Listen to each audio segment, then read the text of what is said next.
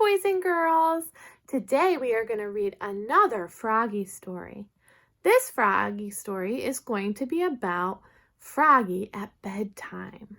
So let's look at our story.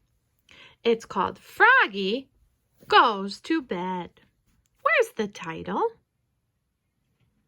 If you pointed to here on your screen, you are right. Froggy goes to bed. And the book is by Jonathan London. So he is the author. And remember, the author is the person who writes the words. See the letters and the words? And the illustrator, it's illustrated by Frank Remowitz. That means he drew the pictures. All right, so let's read Froggy Goes to Bed. Oh, there he is in his jammies. I wonder what he's looking for.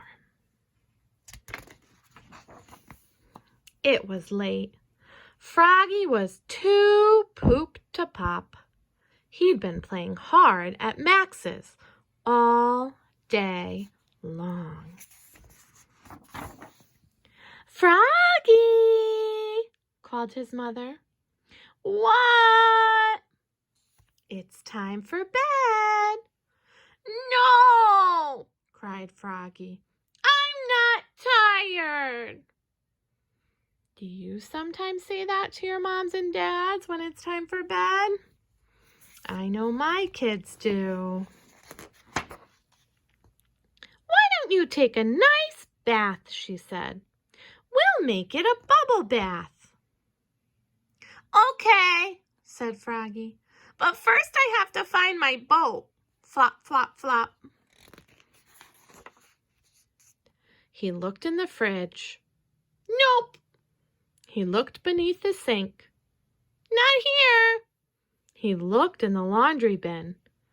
I found it. And he took a bath. Splash, splash, splash. Now it's time to put your pajamas on, said his mother, and she wrapped him all cozy in a warm towel. Okay, said Froggy, but first I have to find them. Flop, flop, flop. He looked on his floor. Nope. He looked in his toy chest.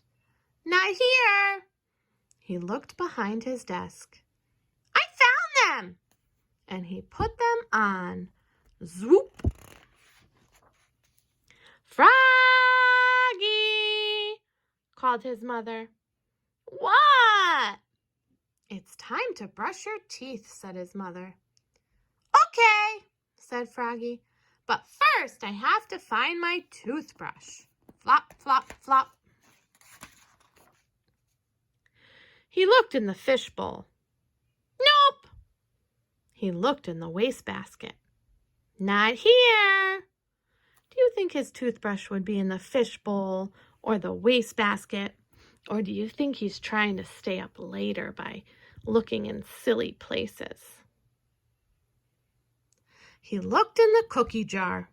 I found it! He brushed his gums. Brush, brush, brush. Why would it be in the cookie jar? That's silly. Froggy, called his mother. What? I bet you want your Huggy, said his mother. Yup, said Froggy. I have to find my Huggy. Flop, flop, flop. Oh, here it is. It's under the stove. Bonk. He gave it a hug and climbed into bed. Now it's time to get to sleep, said his mother, and gave him a goodnight kiss. Okay, said Froggy, but first I need a snack. Then I'll go to sleep. And he hopped out of bed.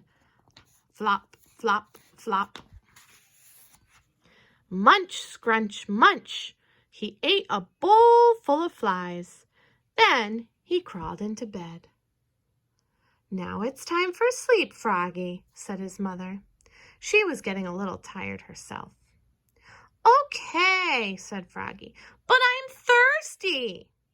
And you have to close the closet and open my door just a crack and turn on the nightlight down just how I like it. Then I'll go to sleep." "Oh, fiddlesticks," said his mother, and got him a glass of water. "Oops!" cried Froggy, looking more red in the face than green. "It spilled!" Oh no, it got all over Mama and the floor. "Oh, Froggy," said his mother. She wiped it up, then got him another glass of water. Glug, glug, glug. Closed the closet. Slam! Opened his door, just a crack. Creak! And turned down the light just right. "Now go to sleep," she said.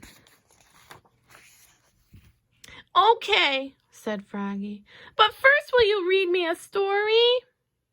"Of course, dear," she yawned. And she read, and she read, and she read, till the book dropped. Thump! And she fell asleep, snoring like a horse. Who's supposed to be going to sleep? Froggy or his mommy? Froggy, but he's wide awake. "Good night, Mom," said Froggy. Then he closed his eyes and went to sleep. Zzz. "Good night, Froggy," said Mr. Owl, sitting on a branch. "Hoo, hoo, hoo." Wasn't that a fun story about Froggy? It took him a long time to go to bed. Does it take you a long time to go to bed like Froggy? I hope not. I'll see you tomorrow. Bye.